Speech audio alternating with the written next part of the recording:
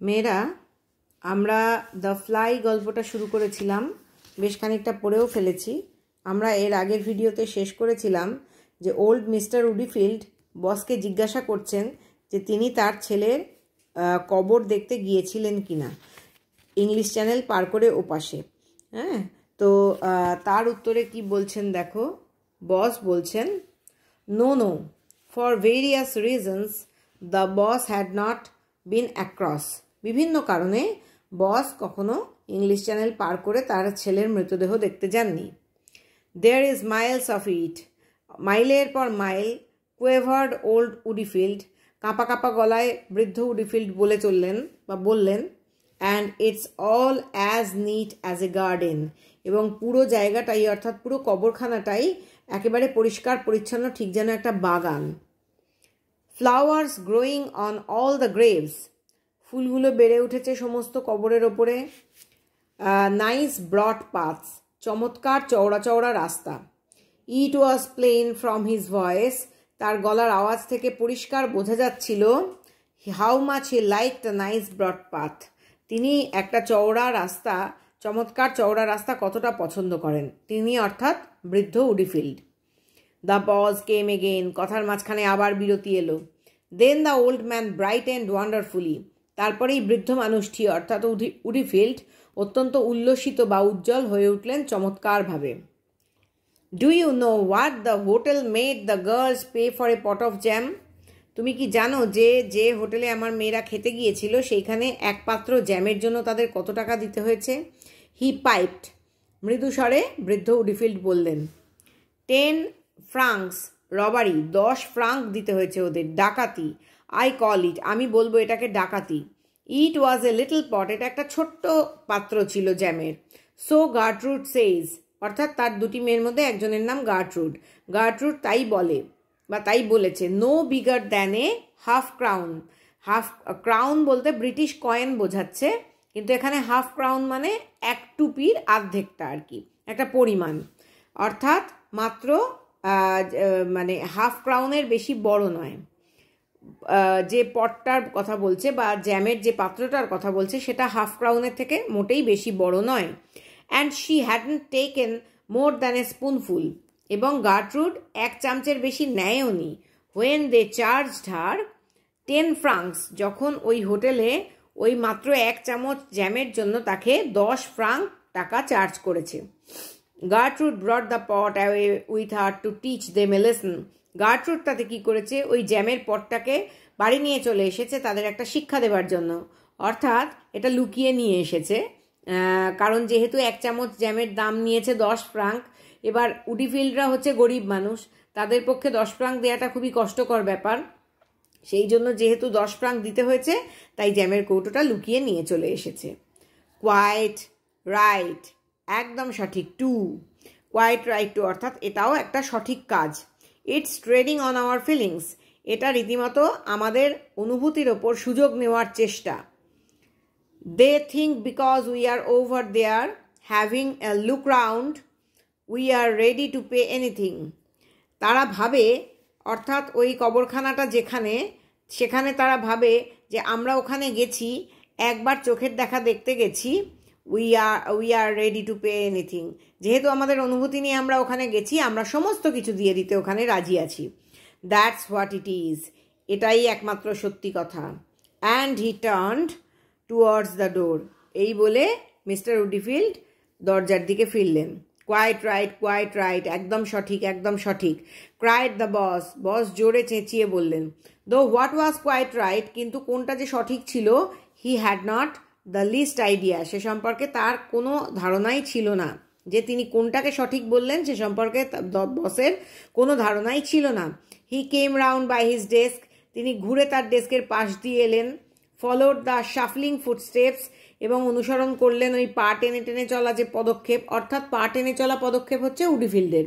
উডিফিল্ড যেহেতু দরজার দিকে পা টেনে টেনে এগিয়ে চললেন, সেই পদক্ষেপ অনুসরণ করে তিনিও এলেন টু দ্য ডোর, দরজার কাছাকাছি। And saw the old fellow out, এবং দেখলেন যে বৃদ্ধ মানুষটি চলে গেল। উডিফিল্ড ওয়াজ গান, উডিফিল্ড চলে গিয়েছিলেন। For a long moment the boss stayed, দীর্ঘ সময়ের জন্য বস স্থির হয়ে রইলেন বা ওখানে রয়ে গেলেন। স্টিয়ারিং অ্যাট নাথিং, স্টিয়ারিং মানে তাকানো, কোনো কিছুর দিকেই না তাকিয়ে, অর্থাৎ শূন্য দৃষ্টি মেলে রইলেন। while the grey haired office Messenger, ধূসর রঙের চুলের, অর্থাৎ কাঁচা পাকা চুল একসঙ্গে মিলিয়ে যেরকম ধূসর রঙের দেখায় সেরকম ধূসর রঙের চুলের অফিসের বার্তাবাহক ওয়াচিং হিম, তাকে লক্ষ্য করছিল, পর্যবেক্ষণ করছিল। ডজড ইন অ্যান্ড আউট, এবং সে যাতায়াত করছিল বা পাইচারি করছিল ভেতরে এবং বাইরে। অফিস কাবি whole like a dog that expects to be taken for a run, তার ছোট্ট যে খোপটা ছিল, কাবি হোল অর্থাৎ ছোট্ট একটা ঘেরা জায়গা, সেই ঘেরা জায়গাটা থেকে ঠিক একটা প্রভুভক্ত কুকুরের মতো যে প্রত্যাশা করছে যে তাকে একবার দৌড়ানোর জন্য নিয়ে যাওয়া হবে, সেই রকমভাবেই এই বার্তাবাহক বা সাবঅর্ডিনেট স্টাফ অফিসে সে হাঁটাচলা করছিল। I'll see nobody for half an hour Macey, আমি আধ ঘন্টার জন্য কারুর সঙ্গে দেখা করব না, মেসি ওই বার্তাবাহক বা অফিস স্টাফকে বলে দিলেন। বস সেড দ্য বস, বস বললেন আন্ডারস্ট্যান্ড নোবডি অ্যাট অল, বুঝতে পেরেছ, কারুর সঙ্গে দেখা করব না। ভেরি গুড স্যার, অত্যন্ত ভালো স্যার, অর্থাৎ মেসি একেবারেই সত্যিই প্রভুভক্ত ছিল এবং সে তার বসের কথায় বলল একদম ঠিক বা খুব ভালো। দ্য ডোর শাট, এইবার মেসি দরজাটা বাইরে থেকে বন্ধ করে দিল।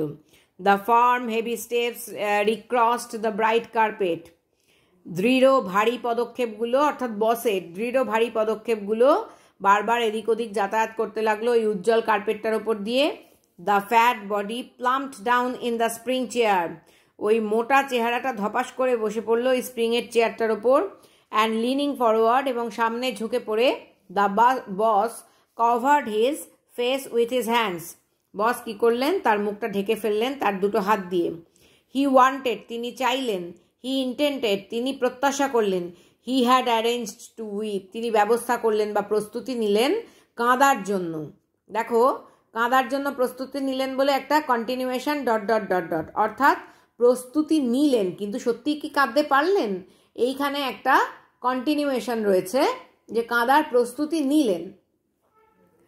It had been a terrible shock to him when old Udifield sprang that remark upon him about the boy's grave.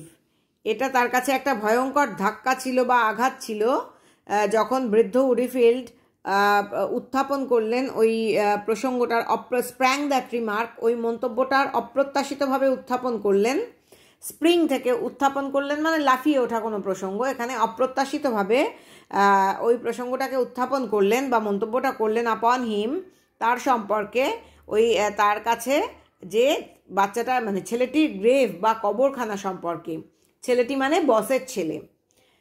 It was exactly as though the earth had opened, ঠিক যেন মনে হচ্ছিল যে পৃথিবীর দুভাগে ভাগ হয়ে গেছে বা খুলে গেছে।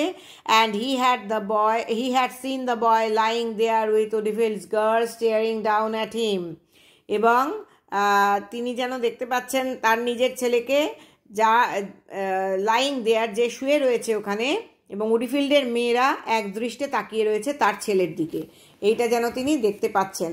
অর্থাৎ কবরখানায় শায়িত রয়েছে তার ছেলের মৃতদেহ, তিনি যেন নিজের চোখ দিয়ে দেখতে পাচ্ছিলেন যে পৃথিবী ফাঁক হয়ে গিয়েছে বা মাটি ফাঁক হয়ে গিয়েছে এবং সেই কবরের মধ্যে তার ছেলে শুয়ে রয়েছে আর উডিফিল্ডের দুই মেয়ে যেন সেই দিকে তাকিয়ে রয়েছে। ফর ইট ওয়াজ স্ট্রেঞ্জ, কারণ এটা ছিল খুবই অদ্ভুত একটা বিষয়। অলদো ওভার 6 years, যদিও 6 বছর হয়ে গিয়েছিল, হ্যাড পাস্ট অ্যাওয়ে, 6 বছর কেটে গিয়েছিল।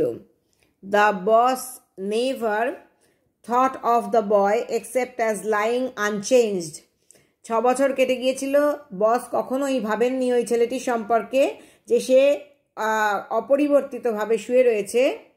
আনব্লেমিশড ইন হিজ ইউনিফর্ম, এবং অকলঙ্কিতভাবে, ব্লেমিশ মানে দাগ, কোনো রকম কলঙ্ক বা দাগ তার ইউনিফর্মে লাগেনি। ইউনিফর্ম মানে সৈন্যের ইউনিফর্ম, অর্থাৎ এটা প্রথম বিশ্বযুদ্ধের কথা বলা হচ্ছে। প্রথম বিশ্বযুদ্ধের ঠিক পরেই যেহেতু গল্পটা লেখা হয়েছে, এই ছেলেটি যুদ্ধে গিয়েছিল ইউনিফর্ম পরে, সৈন্যের পোশাক পরে, এবং সেখানে সেই যুদ্ধক্ষেত্রেই সে মারা যায়। এখন গল্পটার এই অংশে এসে সেটা বোঝা যাচ্ছে, এবং তার সৈন্যের ইউনিফর্মে কোনো দাগ লাগেনি, অকলঙ্কিতভাবে রয়েছে তার uniform.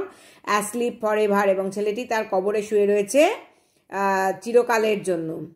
My San গ্রোন্ড the boss, আমার ছেলে, বিলাপ করে উঠলেন বা কোকিয়ে উঠলেন boss, but no tears came yet, কিন্তু তা সত্ত্বেও কোনো চোখে জল এলো না।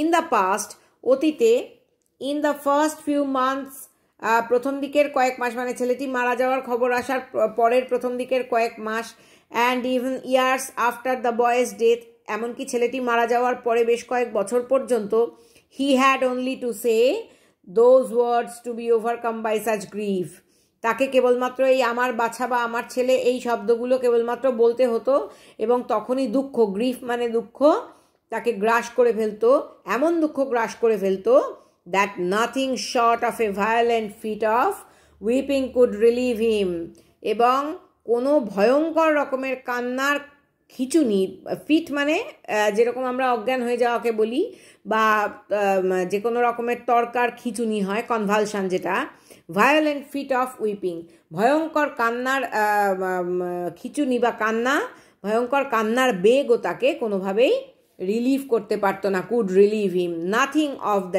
Nothing short of violent fit of weeping could relieve him, কোনো ধরনের কান্নার বেগই তাকে ওই শোক থেকে হালকা করতে পারতো না বা লাঘব করতে পারতো না তার শোককে। টাইম, হি হ্যাড ডিক্লেয়ার্ড দেন, সময়, তিনি তখন ঘোষণা করতেন, হি হ্যাড টোল্ড এভরিবডি, তিনি প্রত্যেককে বলতেন, কুড মেক নো ডিফারেন্স, তার শোকের ওপরে কোনো ফারাক পড়বে না বা তার শোকের ক্ষেত্রে কোনো পার্থক্য হবে না। আদার মেন পারহ্যাপস মাইট রিকভার, অন্যান্য লোকেরা হয়তো তাদের শোক থেকে সেরে উঠতে পারবে, মাইট লিভ দেয়ার লস ডাউন, তাদের ক্ষতিটার সঙ্গে মানিয়ে নিতে পারবে, লস ডাউন মানে শোক কাটিয়ে উঠতে পারবে, তাদের যে ক্ষতি হয়েছে সেই শোকটার সঙ্গে তারা জীবন কাটিয়ে দিতে পারবে বা শোকটা কাটিয়ে উঠতে পারবে, বাট নট হি, কিন্তু তিনি নিজে সেটা পারবেন না। হাউ ওয়াজ ইট পসিবল, এটা কিভাবে সম্ভব হবে? His boy was an only সান, তার ছেলে ছিল একমাত্র ছেলে। এভার সিন্স হিজ বার্থ, তার ছেলের জন্মের পর থেকে, the boss had worked at building up his business for him, boss ব্যস্ত হয়ে পড়েছিলেন এবং কাজ করে চলেছিলেন তার নিজের ব্যবসা গড়ে তোলার জন্য, শুধুমাত্র তার ছেলের জন্যই। It had no other meaning if it was not for the boy, এই ব্যবসা গড়ে তোলার আর অন্য কোনো অর্থই ছিল না কেবল সেটা যদি ছেলের জন্য না হতো, অর্থাৎ শুধুমাত্র ছেলের জন্যই তিনি তার ব্যবসাটা গড়ে তুলেছিলেন এত বড় করে। Life itself had come to have no other meaning, জীবনের আর কোনো অর্থাৎ জীবন এসে আর কোনো অর্থে দাঁড়ায়নি বা জীবনের আর কোনো মানে ছিল না। লাইফ ইটসেলফ, জীবন নিজের আর কোনো অর্থই ছিল না কেবলমাত্র এইটা ছাড়া, অর্থাৎ had come to have no other meaning, জীবন এসে দাঁড়িয়েছিল অন্য কোনো অর্থ ছাড়াই, অর্থাৎ একমাত্র অর্থ জীবনের কি ছিল না, তার ছেলের জন্য এই ব্যবসাটাকে গড়ে তোলা। How on earth could he have slaved, পৃথিবীতে তিনি কিভাবে কৃতদাসত্ব করেছেন, ডিনাইড হিমসেলফ, নিজেকে অস্বীকার করেছেন, kept going all those years without the promise, এবং এতগুলো বছর ধরে তিনি কোনো রকম প্রতিশ্রুতি ছাড়াই জীবন কাটিয়েছেন, for ever before him of the boys stepping into his shoes, এবং একমাত্র প্রতিশ্রুতি ছিল তার জীবনে, আর কিচ্ছু ছিল না এই বছরগুলো ধরে। Kept going all those years without the promise, এতগুলো বছর তিনি কাটিয়েছেন কেবলমাত্র ওই প্রতিশ্রুতিটুকুনি ছাড়া যে তার ছেলে তার জুতোতে পা গলাবে, অর্থাৎ তার ব্যবসার পরবর্তীকালের দায়িত্ব তার ছেলেই নেবে। যে জুতো তিনি এতদিন ধরে পরে চলেছেন বা যে ব্যবসা তিনি নিজে বাড়িয়ে চলেছেন, সেই তার স্থান নেবে তার ছেলে, তার জুতোয় পা গলাবে এবং তার স্থান নেবে তার ছেলে। And carrying on what he left of, এবং এছাড়া আর অন্য কি মানে ছিল যে তার ছেলেই তার ব্যবসাটাকে বহন করে নিয়ে চলবে যা তিনি ছেড়ে যাচ্ছেন, এছাড়া জীবনের আর অন্য কোনো অর্থ ছিল কি? ছিল না। And that promise had been so near being fulfilled, এই প্রতিশ্রুতিটা প্রায় পূরণ হতেই বসেছিল, পূরণ হওয়ার খুব কাছাকাছি এসে গিয়েছিল। The boy had been in the office learning the ropes for a year before the war, তার ছেলে অফিসে যাওয়া আসা করছিল এবং শিখছিল সমস্ত কায়দা কানুন বা আদব কায়দা যুদ্ধ শুরু হওয়ার ঠিক এক বছর আগে, পরে ইয়ার বিফোর দ্য ওয়ার, যুদ্ধ শুরু হওয়ার এক বছর পর্যন্ত, যুদ্ধ শুরু হওয়ার আগে একটা গোটা বছর ধরে সে ব্যবসার আদব কায়দা শিখছিল। Learning the ropes for a year, ropes মানে এখানে ব্যবসার আদব কায়দা বোঝাচ্ছে। Every morning they had started off together, প্রতিদিন সকালে বাবা, ছেলে, বস এবং তার ছেলে একসঙ্গে যাত্রা শুরু করত। They had come by the same train, তারা একই ট্রেনে করে আসতো অফিসে। and what congratulations he had received as the boy's father. কি অভিনন্দন তিনি পেয়েছিলেন তার ছেলের বাবা হিসেবে। No wonder, সন্দেহ নেই, he had taken to it marvelously. তিনি মানিয়ে নিয়েছিলেন চমৎকারভাবে, ছেলেটি মানিয়ে নিয়েছিল চমৎকারভাবে এই অফিসের সমস্ত পরিস্থিতির সঙ্গে। As to his popularity with the staff, এইখানকার অফিসের স্টাফদের মধ্যে বা কর্মচারীদের মধ্যে তার ভীষণ জনপ্রিয়তা ছিল। Every man Jack of them, প্রত্যেকটি কর্মচারী, every man Jack of them মানে ওই অফিসের প্রত্যেকটি কর্মচারী, ডাউন টু ওল্ড মেসি, এমনকি বৃদ্ধ মেসি পর্যন্ত, could not make enough of the boy, ছেলেটির সম্পর্কে যথেষ্ট প্রশংসা করে উঠতে পারত না। অর্থাৎ ছেলেটির জন্য কোনো প্রশংসাই যথেষ্ট ছিল না, যা এই কর্মচারীরা বা ওই অফিসের প্রত্যেকটি কর্মচারী, এমনকি ওল্ড মেসিও করে উঠতে পারত। অর্থাৎ ওই কর্মচারীরা এবং মেসি পর্যন্ত, বৃদ্ধ মেসি পর্যন্ত ছেলেটির সম্পর্কে অত্যন্ত প্রশংসা করত এবং তারাও যথেষ্ট প্রশংসা করে উঠতে পারত না, ছেলেটা এতই ভালো ছিল। And he was not the least spoiled, এবং ছেলেটি একটুও বিগড়ে যায়নি। লিস্ট মানে একটুও, was not the least spoiled, একটুও বিগড়ে যায়নি। No, he was just his bright natural self, ছেলেটি অত্যন্ত উজ্জ্বল স্বতঃস্ফূর্ত প্রাণবন্ত ছেলে ছিল। with the right word for everybody, প্রত্যেককে সঠিক কথা বলতো। with that boyish look, তার মধ্যে একটা ছেলে মানুষের মতো চেহারা ছিল। and his habit of saying, তার অভ্যাস ছিল simply splendid, সমস্ত কিছুকেই সে বলতো সত্যিই চমৎকার, simply splendid, সত্যিই চমৎকার। But all that was over and done with, was over মানেও শেষ হয়ে গেছে, and done with মানেও শেষ হয়ে যাওয়া। all that was, এই সমস্ত কিছুই শেষ হয়ে গিয়েছে। as though it never had been, যেন এই সমস্ত কোনোদিন কিছু ছিলই না। অর্থাৎ ছেলেটাও যেন কোনোদিন ছিলই না, অফিসে কর্মচারীরাও তার যেন কোনোদিন প্রশংসা করতো না, ছেলেটাকে নিয়ে তার যে অতীতের জীবন সেসব যেন কোনোদিন কিছু ছিলই না, বসের এটা মনে হচ্ছে। দ্য ডে হ্যাড কাম, সেই দিনটা অবশেষে এলো। when Macey had handed him the telegram, Macey তার হাতে ওই টেলিগ্রামটা দিল। That brought the whole place crashing about his head, যে ওই পুরো জায়গাটাকে যেন, ওই টেলিগ্রামটা ওই পুরো জায়গাটাকে যেন তার ওপর ধসিয়ে দিল, তার মাথার ওপর। ক্র্যাশিং অ্যাবাউট হিজ হেড, পুরো জায়গাটা তার মাথার ওপর যেন ধসে পড়ল, যে টেলিগ্রামটা মেসি তার হাতে দিল সেই টেলিগ্রামের খবরের দ্বারা।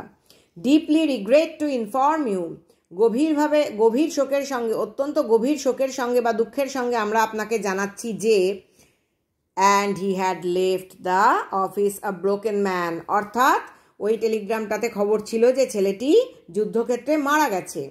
সেই দুঃখের খবরটাই কর্তৃপক্ষ তাকে টেলিগ্রাম করে জানিয়েছিলেন, এবং এই খবরটার ফলে তিনি সেদিন অফিস থেকে বেরিয়েছিলেন একজন ভাঙাচোরা মানুষ হিসেবে, broken man with his life in ruins, এবং তার জীবন তারপর থেকেই একটা ধ্বংসস্তূপে পরিণত হয়েছিল। 6 years ago, 6 years, 6 বছর আগে, 6 বছর, অর্থাৎ 6 বছর আগের থেকে এখনো পর্যন্ত continuation. How quickly time past, কি দ্রুত সময় কেটে গেল। ইট মাইট হ্যাভ হ্যাপেন্ড ইয়েস্টারডে, মনে হচ্ছে যেন ঘটনাটা জাস্ট গতকাল ঘটেছে। 6 বছর আগে ঘটে যাওয়া ঘটনা এখনও বসের মনে হচ্ছে যেন গতকালকেই ঘটেছে ঘটনাটা। The boss took his hands from his face, boss দুটো হাত তার মুখ থেকে সরিয়ে নিলেন।